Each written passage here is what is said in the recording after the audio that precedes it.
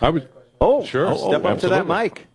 Look how professional I'm supposed to be teaching special ed up in Maryland right now, but I pretended to have an asthma attack so I could come down here and drink on a drink on a street corner and then walk into XM to see Who's watching the handy-capable people? Yes, sir. Doing a terrible job at it, too. But anyway, I wanted to know, a lot of the really cool parts about your show at NAW was it really felt like friends drinking and hanging out and whatnot, especially with a lot of comics in the studio.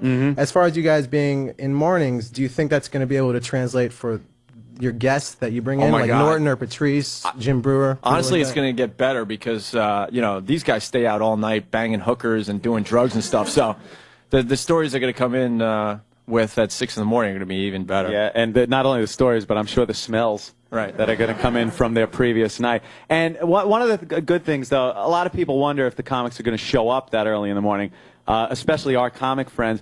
They are complete whores. They will not pass up an opportunity to plug their shows, their CDs, their wares, and try to get laid. So we absolutely, they will be there. Yeah, we'll make it work. If we're there. Again, man, that is early. Well, you also have the opportunity to pop on any time of the day that you want. That's one of the pluses, man. I mean, if we're going to an event that's live 3 to 7, we could pop on live 3 to 7. Yeah.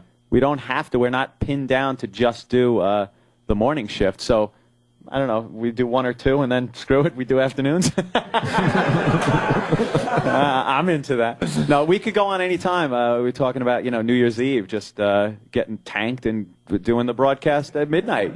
We just have to do 4 hours a day. We'll whatever hours those are. Do they have to be in a row? Yeah, I don't know. I don't know. I'd be into an hour. I gotta go.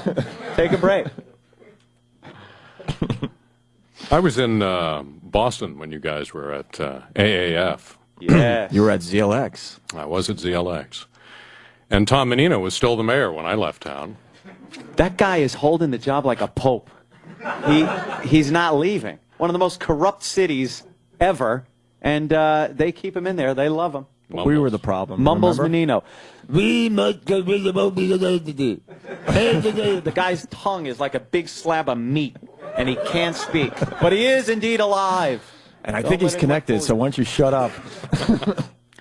Who isn't, eh? Yeah. So tell me the genesis of that little trick. Well, the mayor's dead prank? Yes, the mayor's dead. Opie's fault again. But what do you mean again?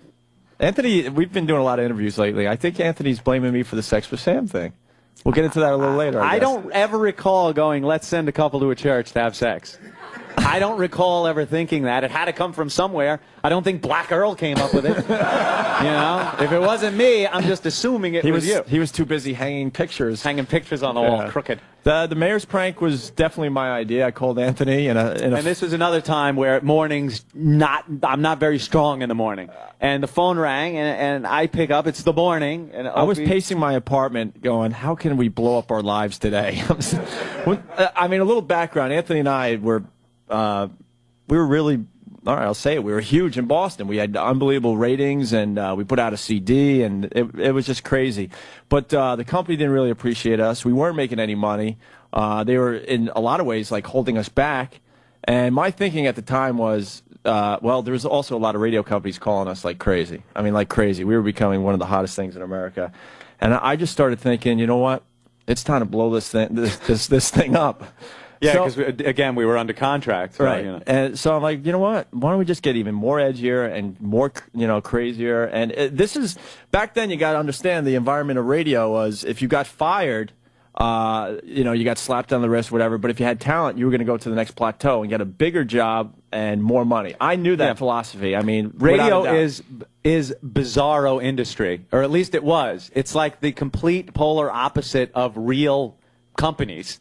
Where you do something good and you get a promotion. In radio, do something heinous, horrendous, get fired, get scorned, make the paper call your mother a whore, and hey, you're getting a better job and more money. Right. We'll really start taking some crazy chances. At the worst, we'll get fired and we'll get a bigger job. So I called up Anthony.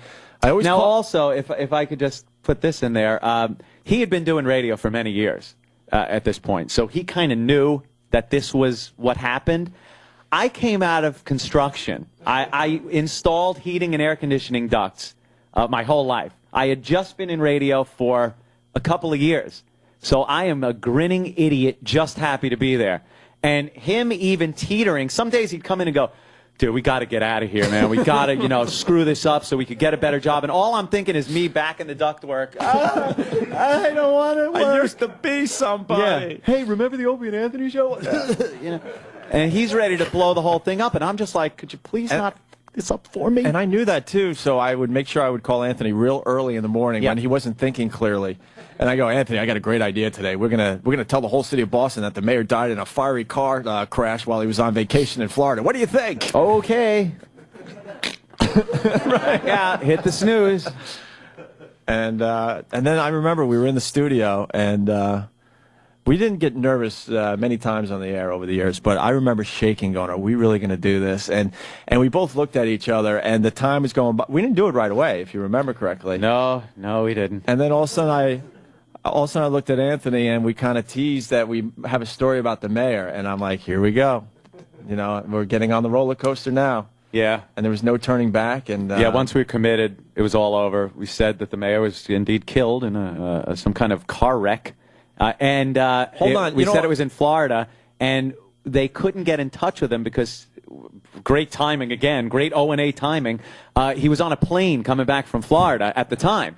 So all of his staff and everything could not get in touch with him, any family members, and they couldn't confirm that he wasn't dead.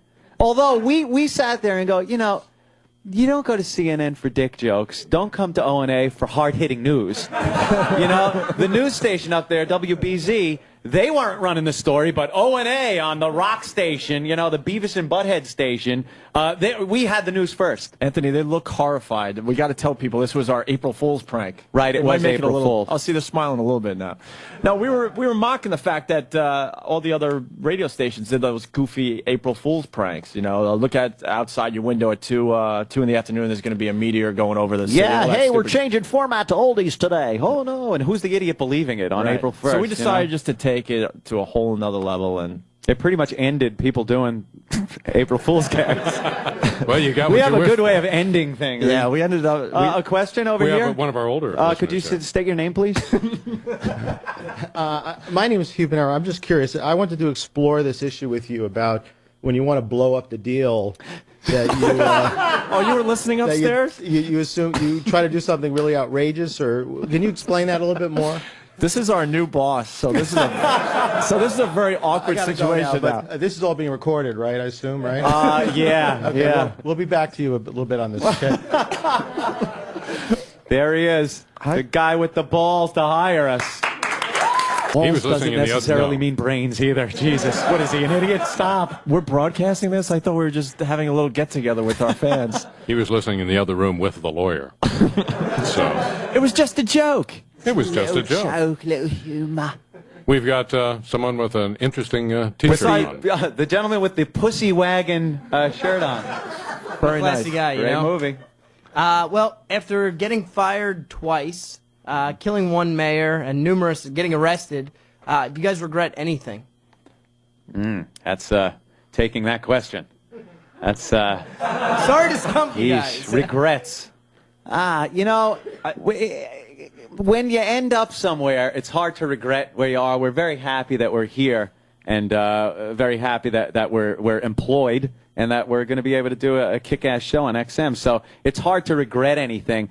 Were there regrets when we were sitting there the day after we got the boot going, oh, my God, is this a bad one? Oh, yeah, we kind of would have liked to have had that time machine to slip into and not do the St. Pat's thing. So I think regrets are a little relative as to where you are at any given moment. Well, we were talking about blowing up our show and our career, and Hugh Pinero there is now very nervous. But back in that fateful day, I should say, we didn't go walking down to the studio thinking that was going to be the end of our WNEW career and being syndicated to close to 20 markets. We just did a very edgy, crazy show, and at the time going into that show, we didn't think this was going to be the day we blow it all up. We had no intention of blowing it up. We'd done the same promotion 2 years prior to that, so we assumed that we'd be okay, that we were being backed by the company, and that we wouldn't get the boot